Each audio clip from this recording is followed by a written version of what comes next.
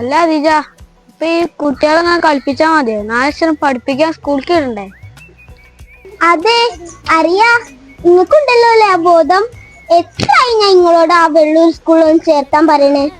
ഈ ചേർക്കാൻ ഇനി നിന്നിട്ട് കാര്യമില്ല. എന്നപ്പോ അങ്ങോട്ട് ചെല്ലണ്ട, എന്തൊക്കെ കൊണ്ടോണ്ടേ?